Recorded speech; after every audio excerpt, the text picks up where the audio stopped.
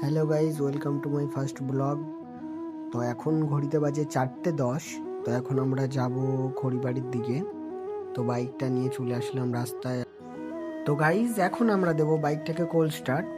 তো আজকে যাওয়ার কোনো প্ল্যান ছিল না, যেহেতু শুয়েছিলাম বাড়িতে। তো একটা বন্ধু ফোন করলো, বললো চলো আসতে, খড়িবাড়িতে কিছু রিলস শ্যুট করবো, অনেকদিন ধরে বেরানো হয় না, সেই জন্য যাওয়া। তো গাইজ ভিডিওটা পুরোপুরি দেখো আর ব্লগটার মজা নাও। তো এখন বেরিয়ে পড়েছি আমরা, এখন যাব পাম্পে ফিউল আপ করাবো।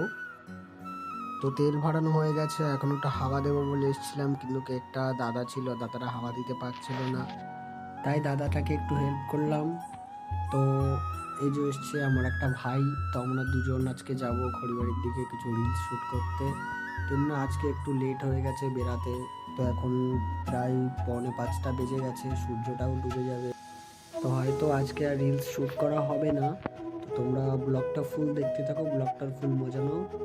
তো গাইজ আমাদের এখান থেকে প্রায় অনেকটাই রাস্তা খড়িবাড়ি, প্রায় 11 কিলোমিটার রাস্তা। তো সেই জন্য একা এতটা ব্লগ করে আসা সম্ভব না, তো সেই জন্য স্কিপ করে করে তোমাদেরকে ব্লগটা দেখাচ্ছি। তো আমরা প্রায় চলে এসেছি খড়িবাড়ির কাছাকাছি।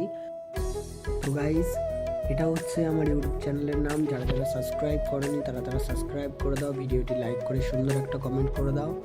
তো তোমাদের কাদের কাদের বাড়ি আন্দুলিয়াতে, কারা কারা আন্দুলিয়া থেকে ভিডিওটা দেখছো সেটা জানিও আমাদেরকে।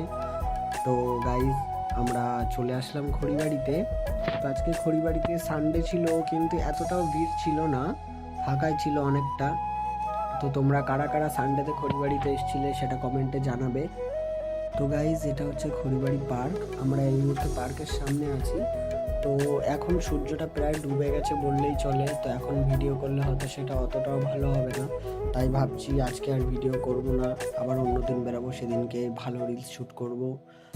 তো গাইজ খড়িবাড়িতে এখানে এসে কিছু কিছু ছেলেরা খুব জোরে জোরে বাইক চালায়। তো সেই জন্য তোমাদেরকে বলছি, সেফ ড্রাইভ সেভ লাইফ, সাবধানে বাইক চালিও, নিজেরও জীবন বাঁচাও, পরেরও জীবন বাঁচাও।